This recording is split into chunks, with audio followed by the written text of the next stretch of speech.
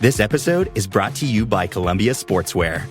It's snowing again, and that wind chill is killer. But you're not worried about that because you shop the Omni Heat Infinity Collection. It's warmth perfected with tiny gold dots that reflect your body heat inside and protect you from the cold outside. No snow or chilly temps can stop you now. Go out anyway. Shop the Omni Heat Infinity Collection now at Columbia.com/infinity. The holidays are a time to feel and create joy. And what could be more joyous than the look on her face as she unwraps a stunning new jewelry piece from Blue Nile? How about getting 50% off your purchase? Blue Nile offers premium quality, priced below traditional retail. Their online experts are available 24/7 to answer any questions and make sure you've picked the perfect gift. For a limited time, you can get 50% off at BlueNile.com. That's 50% off at BlueNile.com. It's Saturday and the game is on. 10 minutes in, it's 3-0. I'm sipping back on a decan. I don't give a damn if it's 9 a.m. My football team's got me drinking. My football team's got me drinking. My football team's got me drinking. Give me beer or whiskey, wine or gin, anything to shake this mood I'm in. My football team's got me drinking. Back at it again with another shade of blue. I imagine a darker shade of blue tonight. Anyway, we are the Blue Testament. My name is Cody Bradley. I've got Thad Bell and Robert Russert with me here as always. What's going on, guys? You got me thinking about darker shade of gray now. Great. Well, that doesn't make sense. It's the shades of blue. They're blue shades. It's a song, Cody. A song like way before your time. You should remind the designers of the uniform that we're blue. and it's a book. Oh, Anyway, well, so it's okay. It's a book. I thought Thad had a good, just general discussion that I feel like will probably launch us on all the other necessary topics to cover tonight. So let's just start with who should be playing defense. What the hell is going on with the defense? They're just throwing different combinations at the wall and nothing seems to work. So we've got the defense to figure out, and then also, we talked about it before, but the question of the six. Ilie is here, Busio is here. What should we do? Let's actually start with the defense, though. Bob, who are your two center backs? Who should play center back against Colorado on Sunday? All right. Well, I must preface this by saying I was in the stands last night, and the two goals that were scored against us happened away from me. So I didn't have a good angle on what was going on exactly. I don't know. I Cool. guess there's Great plenty take. of Bad. Your turn. No. Just kidding. I guess there's plenty of blame to throw around, but I didn't think Reed was all that impressive. I mean, he was okay, but I just don't see nothing terribly special out of him. Okay, but I said, who are your two center backs going for Sunday? You got to pick. All right, Thad, go ahead. Oh, get out of here. Reed and Puncic. Agreed. And why do you mean Reed wasn't any good last night? They only got I one didn't shot say on he goal wasn't the any second good. I half. said he wasn't anything special. Well, I don't know about special, but he definitely came in, and I just feel like it was like immediately a noticeable difference. Like it was just calmer. Yes. More refined, more like they knew what they were doing. I've been on Team Reed, and I was also surprisingly like very disappointed and upset with Besler after that last game. And I was wanting to see Reed, but so it was good to see him come in, and I think he did well. But speaking of Besler, one thing I wanted to talk about there. So he had, for me, the goal that he gave up in this one was identical. It was the exact same mistake that he made in the Dallas game when he gave up a goal. I don't even know. I guess what he was going for is he's trying to pull them offside by himself. But the result is just the highlights of both goals. He's just marking a man and then jumps forward, jumps away, like jumps up the line, and then the ball is immediately passed to the guy that he left, and that player scores. They're just two very weird plays that were like almost identical, at least in his mistake. Maybe that worked when Ike was on his right and Seth was on his left because they Had were played mind-melded, together. Yeah. you know. But when it's Dia and Puncic, it may not work. Exactly. Okay, but you guys are not looking at the bigger context. You're going to credit Reed with the entire team playing better the second half last night? No. Okay, Sure. good. Yeah. Okay. I will. Yeah. Good. I just thought it was like undeniable that when Reed came in, he was just like an improvement on the back line, an improvement at center back. For argument's sake, I will go with that. Counter me, Robert. Go ahead. Okay, well, do we know what they talked about at halftime? And was Dad, you're so Puncic- good at radio. Was Puncic to blame for one of those goals?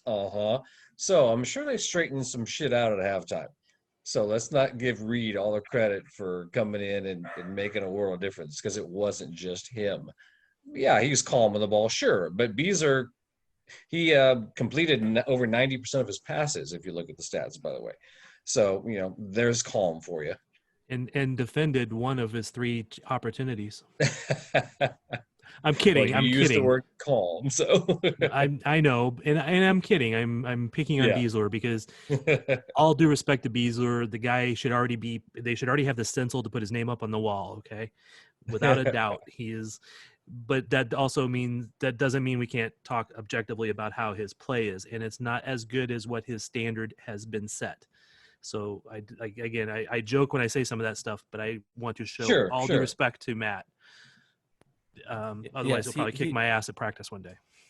He deserves all of it, but yeah, I mean, it's the performance has just been a step down from what we've grown used to of him lately. So Reed doesn't deserve all the credit. So no, he doesn't deserve all the credit, but he also was very, very good at cutting out balls last night. He was very, very, very good in the air. He was very good at passing. I haven't looked up his passing percentage because it doesn't really matter at this point. Right. He obviously communicated well enough that him and Puncic, one went forward, one didn't. Maybe that was talked about in the halftime, but that should have also been talked about before the game. Oh, of course. So, that's the something that the captain and the experienced leader on the back line should make sure that's pretty clear. All those little things that seemed to work just a little bit better when Reed was in there helped keep the ball on the other end. I know they weren't pressing as much because they had the 2-goal lead and they were doing the Oscar Perea, let's slow down everything from the half. But it was still pretty obvious that things just worked a little bit better when he was out there, and that was before Pulido came in. So okay, so in summation, Thad is wrong and Bob was right. So just I still haven't picked a center back pairing because it's just a tough call, man. But I'm with you guys. I'm not opposed to your combination of Reed and Puncic, but it's obviously a tough call. No one, Vermes and no one on the team has been able to figure it out either. So, and also, if you guys noticed, the fans were entirely divided last week. I was keeping an eye on the predict the lineup, and it was like split almost even among all of them. And Diaz somehow came out with the most votes. And well, I was actually pretty shocked after the result from the previous game that 4 came out there. Yeah, because I mean the only difference being Dia, and that was forced by injury. So yeah. We always say we're going to give a preview of the game, and rarely we even do. So I'm calling this a preview. Here's your preview. Sporting Kansas City, 5 points from the last 5 matches, but here we go to lighten up the shade of blue here. Still just 1 point out of first place, although they are just 3 points ahead of 8th place. I'm glad so the margins are very thin here. And the Rapids have won 3 of the last 4 and are just a point behind Sporting. And you're pretty generous with your 3 out of 5. 3 points out of 5 or whatever it was. 5 points out of 7. 5 points. Is that what you said, though? Is it not? Okay. I didn't think it was what you said. Sorry. Maybe not. Yeah, I don't think so, but yeah, we'll go with it. 1 win in 7, whatever. Yeah, 5 points out of 7. Not very good, but still just a point out of first place. So we got the question. Ilie is back. and Busio is no longer serving a suspension. So do we make the tough choice and truly sit Ilie to play Gianluca Busio at the 6? Are we really doing this? Can you imagine wanting that a few months ago? Can you even imagine that? No. But can I imagine it now? Maybe. I'm imagining it currently. A lot of it depends on who else is available. I mean, if Roger can play, they said last time he was closest of the ones that were not available yet. Right. Which that's pretty cryptic, but Well, even if he's not, though, I do almost think I would prefer in that situation. If Roger's not back, I still think I would almost prefer Ilie, Busio, and Kinda up front in the midfield. I agree. You said even if Roger is back, that's what you would prefer? No, if he is not back. Yeah. Well, yeah. I'm good with that. So you would not pick Busio over Ilie in that situation? No, because you're basically taking your 3 best midfielders at that point. Yeah. But if Roger's back, that changes the equation drastically. Right. And we are, unfortunately, everyone that's listening to this probably already knows the answer to that. We are recording this Thursday night. There's a press conference Friday, and hopefully that question will be answered. But yeah, I'm on board with that also. If Roger is in there, then I say let's see Busio at the 6. That's a tough one. What did you see wrong with Ilie's play? Oh man, did you not see anything? Oh, good. I'm asking you. Yeah, everything you could imagine of someone who is rusty and not played in a minute. That's what I saw from Ilie. Just seemed a bit slow. I had some late tackles, some heavy touches, just everything you could think of from a guy that just didn't quite look 100% match ready yet. And I think Vermes probably wouldn't have had him in there if Busio was not on suspension. Yeah, I would have to agree. So, Bob, you asked that question, and then you had nothing to answer? Oh, no, I was just asking what you saw. Yeah, I mean, Yeah. I see weaknesses in both players' games. Last night I was watching Ilie, and he doesn't get in as many good positions as Busio had been as far as being available to the backs to make that connection between the forwards and the backs. I did notice that. But, Ilie is just so good on the ball in moments that other players aren't, and it's pure. But Yeah. He still has a calming sense when he's on the ball, like this, that he's going to make the right decision.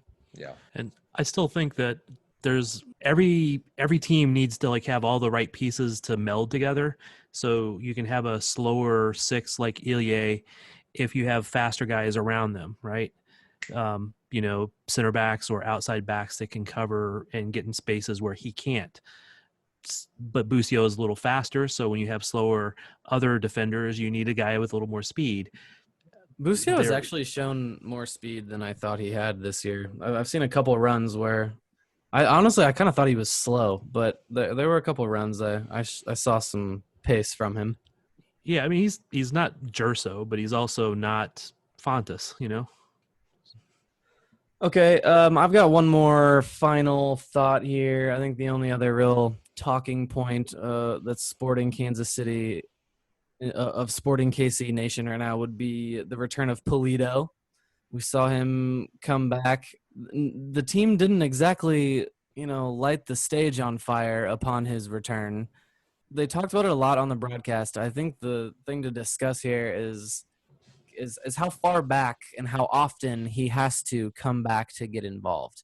I love that he does it. I think Vermes loves that he does it. I think he's a really good creator and creates for his teammates, and that can be good. But, he comes back to the center circle to get the ball, passes it to Gerso down the wing, and then all of a sudden we have a cross in the box, and the one guy that we paid $10 million for to be on the end of that cross is all of a sudden not there. It was only 9. So you thought he was playing center forward last night? Yeah, because he wasn't. but he has always been known to do that since his first game here. He's been known to track back quite a bit. Which it was almost common sense to put him in midfield last night because that's where he normally plays, even when he is the 9. Yeah, he drops back so much that's one of the problems is he's not getting up there, and that's what was happening in Orlando. That was what's happening when he was back here before he was hurt. So, well, will the ball get to him if he doesn't do that? Depends on who you have back there. And that's, again, part of the issue. Pulido, we know he's listening. He's a big fan of the show. If he's listening right now and wondering, that's what he's saying. Like, well, if I don't do that, then then I'll never get the ball. Except they'll be saying it in Spanish. So can we say how terrible Kyrie Shelton was last night?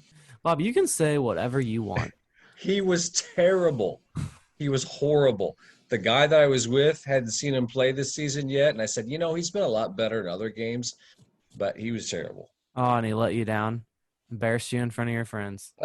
Oh, I didn't build up Shelton at all. He's like, what's the deal with Kyrie Shelton? Oh, he went to Germany last year. He got better. He came back. He's better this season, but last night he was terrible. His touch was literally, I finally got to the point where I'm like, dang, Kyrie Shelton somehow became one of my favorite players on this team.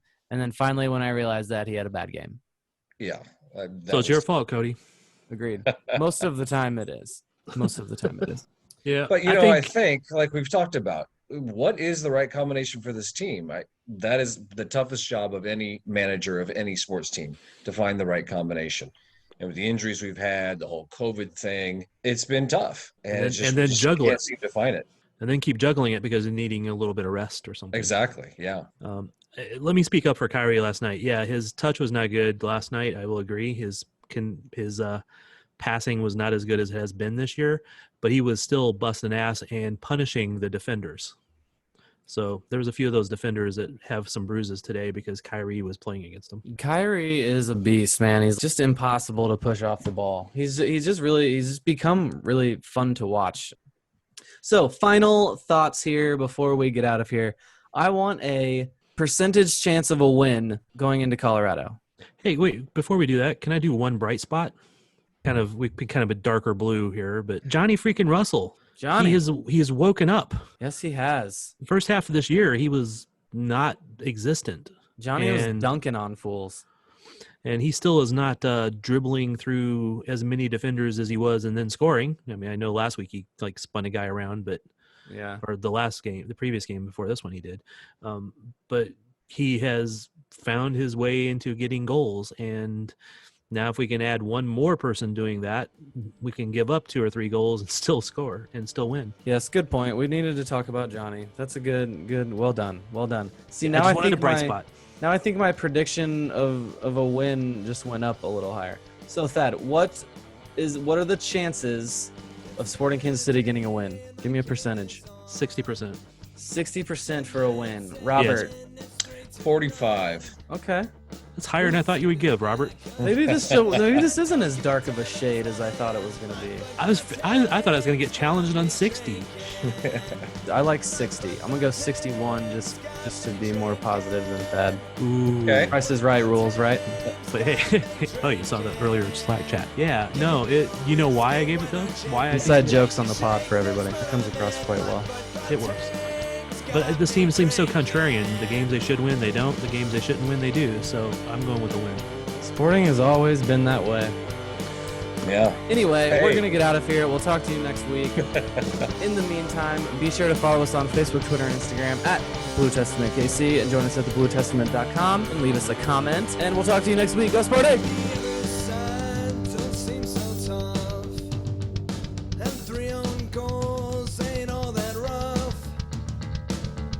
Has just been sent off. Supporters strong have all gone soft. My football team's got me drinking. My football team's got me drinking. My football team's got me drinking. Give me beer or whiskey, wine or gin, anything to shake this mood I'm in. My football team's got me drinking. My football team's got me drinking. My football team's got me drinking.